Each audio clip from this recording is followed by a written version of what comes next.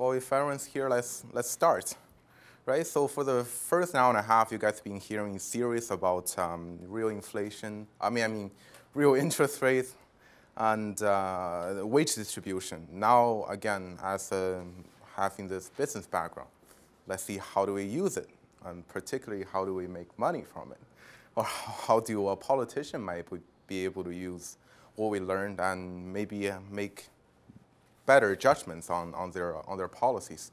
So talking about real interest rates, to me, has two components to it. First one is really an investment indicator. Remember the two components, real interest rate and inflation. If the nominal interest rate is smaller than inflation, what you're going to have is more people are going to make investments that drive the inflation higher. And you can see there's a cycle going on. So what the central bank usually likes to do is trying to raise up the nominal interest rate, particularly probably also higher than the inflation, try to push it down. So in that case, the inflation drops, less people are going to make investments, and the inflation drops further. Then we can sometime hit this something called the zero-bound situation, which we see in Japan. If the nominal interest rates and the inflation is mismanaged by the central bank, and oftentimes is mismanaged. And again, AMM is trying to show a situation where you somehow set a nominal interest rate and get an equilibrium from that. So it's also an indication of financial health. According to AMM, with as you guys remember the graph from yesterday, we have a real interest rate equilibrium. Anything above that will be bursting the bubble, let's say. Anything below that will be fueling the bubble. So you really have to try to set the nominal interest rate as close as possible to what we recommend as the real interest rate. And for a really quick example, if we predict 5% as a real interest rate, and inflation is 2%, it's easy, right? 7% is nominal. And with that, you reach equilibrium, rather than going up and down and have the economy going up and down and create this crisis situation. We're fueling the bubble. So nominal interest rate is set by the central bank. Maybe what central bank did not realize is by setting this nominal interest rate, it also affects the liquidity preference, which in turn affects the inflation rate. Sometimes with the mismanagement, it's often done by this almost like a game theory kind of thing. People don't know what's going on, trying to eliminate uncertainty. That raises the liquidity preference. People trying to hold cash rather than assets, and people trying to dump their assets. And that creates a crisis. So what we do recommend to politicians is something called automated interest rate. This is possible, by the way, but it's not being done at the moment. And the reason is actually quite simple. Think about if you're a central banker, and if we recommend automated interest rate, and what is your job? Nothing. You're doing absolutely nothing. So that's why it's not being done. But as seen in the model that we have, this actually gives you equilibrium. This actually gives you a steady state. And what we do recommend is that should be carried out. And if this doesn't carry out, we're going to see something called, which I call, the staircase formation. Maybe I can change that name to Zhou formation or something like that. So we have a graph here. This is the first crisis the Federal Reserve has seen after 1913. The mandate of Federal Reserve is trying to keep the economy growing, try to keep the interest low. And I think inflation was all-time high at this period. So what they did was they raised the nominal interest rate. Seemed fair. But how Milton Friedman said was this is a little bit too much and a little bit too fast in that period. Of course, after the 1920s, there was a huge drop in growth. So as you can see, the staircase formation forming right here. So you see that staircase formation right there. So with that, you can almost predict there's going to be a crisis happening afterwards. And how I see them playing with nominal interest rate is almost like a game theory between two people, the central bankers and the public. For example, I recently bought a house. And the reason I bought a house is because in the foreseeable future, maybe till 2016 or something like that, the interest rate is going to be very low, or inflation is going to be the interest rate always. And that's my expectation. If the central government decided to, hey, you shouldn't be earning that money, what should I do? Get liquidity preference, right? I'm going to sell my assets. I'm going to turn it into cash, then see how you handle this. So that's almost like a game theory. But think about it this way. If the nominal interest rate is known today, because I can observe the inflation. I know it's something over 2% today. If I have, it's always going to be a +3 to reach equilibrium. I know it's going to be 5%. I know the future inflation is going to be higher. I might say, maybe not a good time to buy a house. So that doesn't generate that staircase formation. So having experienced this crisis in 1920, you'll think that the central banker, particularly the Federal Reserve, learned their lesson. Apparently not. So 9 years later, in 1929, again, we see this staircase formation right here, with the interest rate rising relatively smaller than that. And by hitting this point, as you can see, the government is really trying to save it, but it's already too late. So real interest rate is rising all the way through. And that, again, generated a crisis. And in 1980, what you can see is a staircase formation right here. That in 1980, as you guys all remember, I think that the stock fall that day was almost statistically impossible. It was almost like a monkey typing out a Shakespeare play kind of probability. So, very to a mathematician, maybe. So as you can see the staircase formation right here. Also, if you might realize there's another staircase formation here, which I recently just observed when I was sitting there. As you can see, this leads to the dot-com bubble. Surprised? I say no, I'm not surprised. And in 2007, again, the staircase formation right there. That leads to a huge drop in growth. In my computer, actually says the crisis starts here, but apparently this projector failed to project it. So enough about US. Let's do something we call the CrossCountry Analysis. I know you guys love to do that. So back to Asia.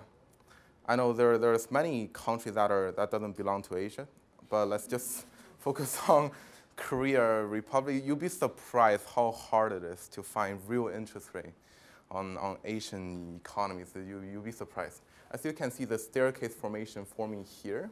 Also, there's a bubble filling here. In 1997, oh God, I think it's here. The bubble burst. Surprised? I guess not. And another one showing is this. I found this on what I call Router. I really don't know how to pronounce it. Don't correct me. All we observe is staircase formation here, and it's a cutoff because this graph is recent. But all I can say is, you've seen the history, you've seen how everything behaves. Now you see this staircase formation. What do we think is going to happen?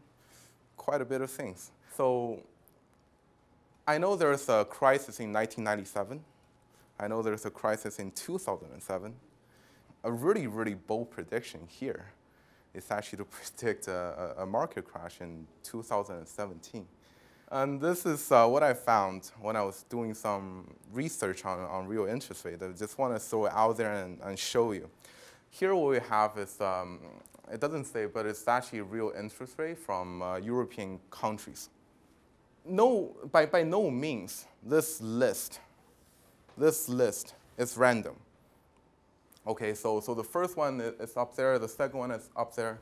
So according to this, the real interest rate is almost like a health indicator, showing how healthy each economy is at least.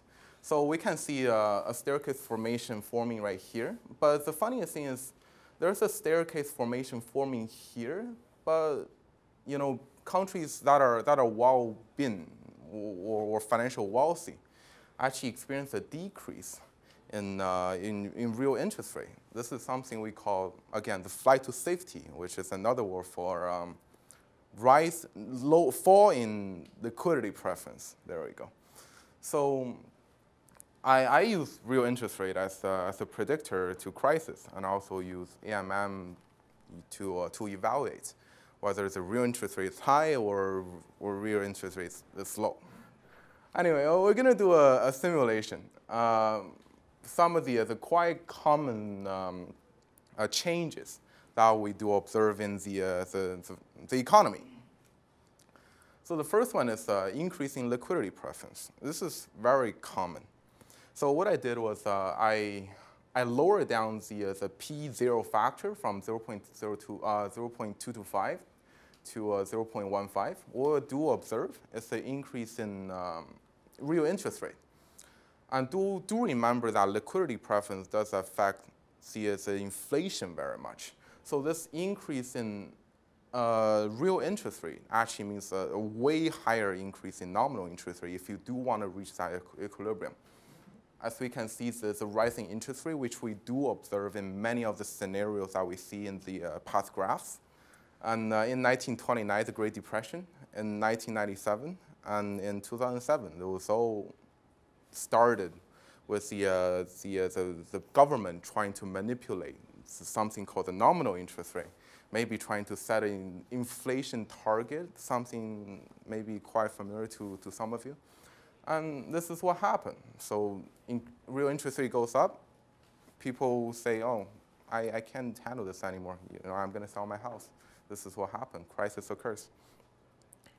So next one is increase in the central bank rate. What I did here is I tried to replicate what happened in 1929 with the Federal Reserve trying to hike up their nominal interest rate by 6%, trying to grab those delicious gold from the Bank of England, because Bank of England raised their interest rate as well. So it was actually competition of gold. So what happened here is also a rise in real interest rate. And again, this avalanche into a greater effect later on. For example, the growth slows down, and there was a Great Depression. And the Great Depression never came out because the government actually never did anything. The government was like, oh, those malinvestments, let's get rid of it completely. It was one of the Hayek theory. We have to let the recession go on by itself and flush out those really bad investments in order for the economy to reestablish, and grow ongoing there. So what we see is it doesn't work because Keynesian is always the best. And here's we're going to show increase in base wage rate. Something it's more or less like the negotiation power of human workers. So what I did here, I was trying to increase the H0 factor from 3.99 to 4.03. Real interest rate actually went down. I think the interesting about this part is trying to show that, base wage does have a relationship with a real interest rate, which we don't observe in many of the economic theories. I mean, in matter of fact, if there's an economy and you input one factor into it, of course things are going to start interacting with itself. It's going to change. And in AMM, it shows that very clearly, the magnitude of it and the effect of it. And this is the result of cost-push inflation. What we're going to arrive is a lower interest rate and worse-off economy, which I'm going to show in the growth graphs. And last but not least, we're going to have government expenditure graph. So this is a demand-push inflation. What I did was hiking the G factor from 0.3 to 0.32. Inflation did go down. I mean, real interest rate did go down. I think the really interesting part about this is the ISLM curve tells us a little bit of a different story. What it shows is that higher growth really leads to a higher interest rate. And over here on this graph, we show the opposite. And let's take a look at some of the historical facts about IS and LM model. Well, I think over here we have a discount rate here. Well, I think what we see here is definitely a lower discount rate and a higher inflation. So that means a lower real interest rate. So what does that tell us about LM, IS and LM? Before you continue, could you maybe give a summary, because I'm trying to get it here. I'm trying to understand the causality. You said with your model you can actually predict crisis, and crises are a factor of agents' liquidity preference, and combining with what he said this morning, also the central bank's reserve requirements also. So how does this fit together? The way I understand it is that maybe when the central bank has reserve requirements, this causes agents to have preference for different types of deposits. And then banks start doing some liquidity management. I don't know, shifting deposits or something that raises then interest rates, and this is a factor of crisis. Is that what you're saying? Let's just say that so the model itself, like my prediction crisis is just me digging back to history, trying to see how AMM fits into the history. This whole prediction to crisis thing is my observation. Fredrick has written a number of papers on these issues, and he's kind of distilling the stuff that he's found, from those issues. Suppose we're to use the AMM as a serious empirical tool, right? Well, then, of course, that's a difficult exercise. Remember I said at the beginning, it's a process of so-called abduction, like working out what must have happened. So we have these simulations which tell you what the model predicts will happen, right? We have the data from the actual world. And it would be a long process to put all those things together by this process of abduction. So just to summarize it a little bit, we do propose automated interest rate setting for equilibrium value. That will put a number of people out of jobs, but I think it's overall it's a better system. And second of all, is actually kind of my observation is whenever you see the staircase formation, sell your house. I'm going to sell mine if I see that in Canada. So moving on to wage distribution. I think what AMM is really set it up just to see how each factor move affect different agencies in the economy. We're trying to use it serving as almost like a roadmap to tell politicians, hey, this policy affects these people. Should you do it? Then they make the decision. Also, knowing the beneficiaries. R is the holder of financial assets. If R goes up, they're making a gain. K is the source of investments and productivity. Also business, because business do make a reinvestment of their profits. W, again, is the backbone of the economy. Pretty much like you and me and any of you guys entrepreneurs. No? Okay, so we're here. We're here. So you want that to go up, but without damaging the economy. Are there ways? Maybe. I'm not trying to give it away, by the way. So are there win-win and lose-lose situations in moving one factor or another? If so, which one? I think we're about to find out. First, I really want to talk about why it's important. I found this online. I really like this graph. This is what the ideal wage distribution will be like. And on the video, it says the most upper parts are entrepreneurs and bankers.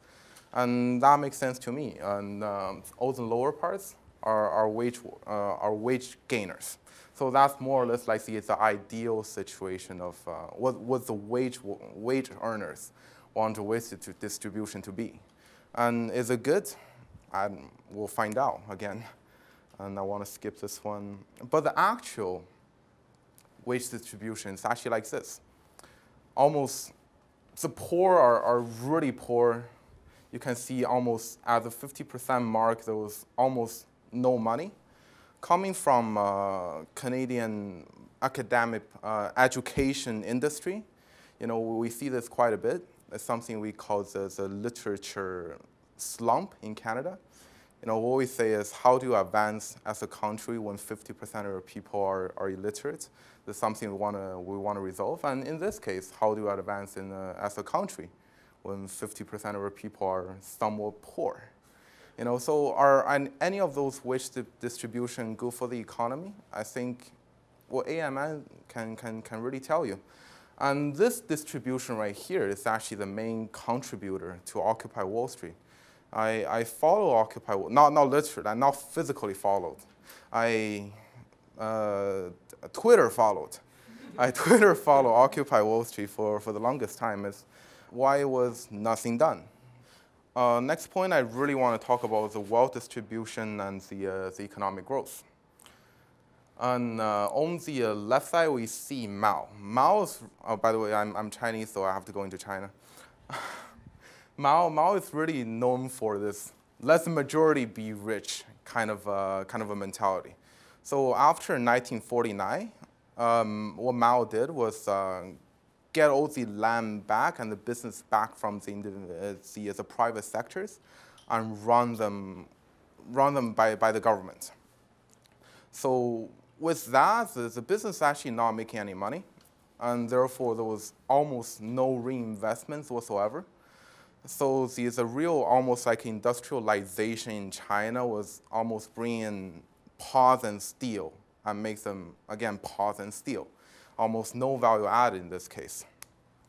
So after Mao died and after some period, this man, Deng, came into power. Deng is really famous for knowing let the minority be rich first. He specifically pointed out 4 spots in China. One of them is Shenzhen. And what he did is trying to attract foreign investments. And what this attraction of foreign investment does to the economy is it brings up the productivity in those 4 areas. And later on, we'll see what the effect of productivity has on the economy. But I think from the title of this Time magazine, you see which one is a better wage distribution in China at the moment. So a little bit of recap. The whole value creation is A, so nobody can earn more than A. What the job of a politician really has is how to distribute A among K, W, R, and maybe they'll earn a profit themselves by raising taxes. Okay, so we're going to do some simulations. So increasing the central bank rate. So the financial wealth holder wins, of course, at the expense of everyone else. Business, of course, they have to pay interest. They lose. Workers are worse off. And in this case, only bank and financial holder wins. Next one is the rise in wage rates. So in this case, worker wins for obvious reason, because they're getting more money. And of course, in this economy, business not making any money. Growth is slowing down. So we're just through common sense, there's going to be unemployment happening. So if unemployment happens, well, what does it mean by worker wins? It means whoever are left in the company are getting a better wage, but at the expense of everything else. So increasing the G factor, we see that the wage goes up and it accompanies by higher growth. And there's going to be a reduced profit. Why is that? Well, there's going to be more competition in the economy. That's why there's going to be lower profits in the short run than the long run.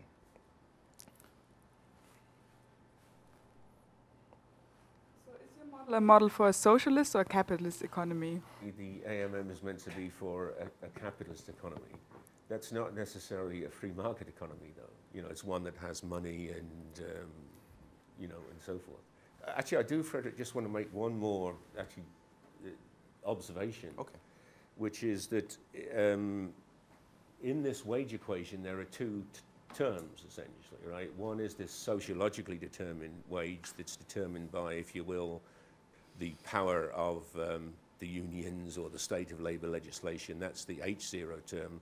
That's the thing that would go up, be it in a capitalist economy or not. However, if you notice here, it's still true, and this is a sort of old Keynesian message, that real wages themselves rise with growth. So, for example, if you stimulate an economy by Keynesian means, wages don't go down, they go up. Second last simulation we're going to do is the increase in taxation. You might observe an increase in wage, but after tax wage is actually a decrease. So this is what I call a lose-lose situation for all, except the government wins. But really think about it, the mandate of the government is actually to maintain the growth. In this case, I don't think you definitely don't have growth in this case. So greasing austerity is actually a pretty good example of this. Governments are using taxation to fund their deficits because they can't really print money. So increased taxation will lead to these three scenarios, which we do observe in Greece at the moment. Last but not least, increase in productivity. This is what we call a win-win situation for all. There's going to be higher growth, higher return back to the financial asset holders, higher wage. So a really good example of that is in 1979, when the productivity is introduced to that 4 economic zones that are in China. And look at the growth of these 4 zones now and compare to the suburb area or the near surrounding cities that are near the 4 economic zones. The effects are astronomically different. And with the increase in productivity, we really mean the trains and cars. So a summary of what I have discussed. So this is the chart of who wins and who gains in any of those situations which I've just listed. So the interesting part is actually at the very bottom. With productivity, everyone gains. With increasing taxes, everyone loses. So a really good message to any governments that are out there, don't increase in tax. You're going to love your people. So I'll throw it back to you, John.